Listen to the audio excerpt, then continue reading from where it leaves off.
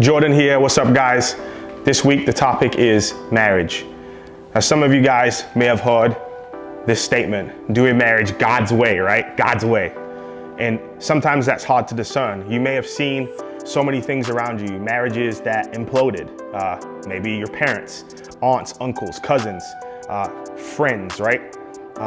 People who never even got married, right? All these things exist around us. And so you may be even contemplating to yourself, why would I even ever consider getting married?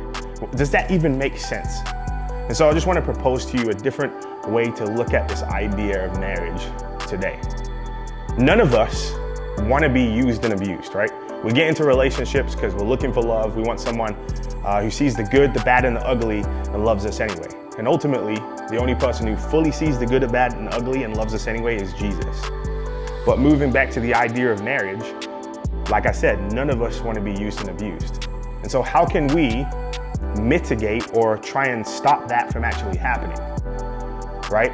When I say I'm going to withhold all of myself until I'm married, what I'm actually doing is setting myself up to be in a relationship with somebody who's really gonna love me and care for me.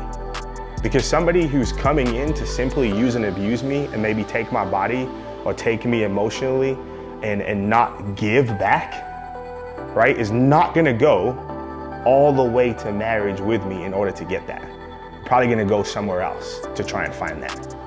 And so when I walk that path and I say, until I'm in this covenant relationship with this other human being, only then will I give all of myself, there I have the highest chance to find the thing that I'm actually looking for, which is this love, right? This person who's gonna walk with me for the rest of my life, in spite of my failures, in spite of my mistakes. And once again, because the world is broken, we know that marriage doesn't always work out. That's just the truth, right? Because two people who have baggage are coming together, and sometimes it's really hard for them to figure things out. But I think when we start it the right way, when we say, okay, I'm gonna walk it out this way, we actually end up finding what it is that we seek. And ultimately, once again, what we truly seek, we can only find in one place. And that place is Jesus. And when I find it in Jesus, when I find myself in a marriage one day, when I find myself in that deep, meaningful relationship with a human being, because I'm finding life in Him, I can give to that person.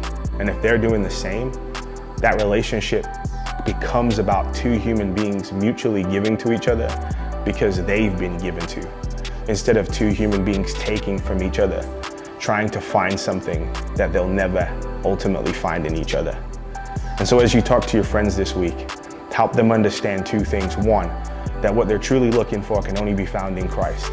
And two, if they actually want that relationship with another human being that they seek, then they're gonna have to walk it out in a way that would lead them to marriage. And that's actually the safest way to protect them from being used and abused and violated. Peace.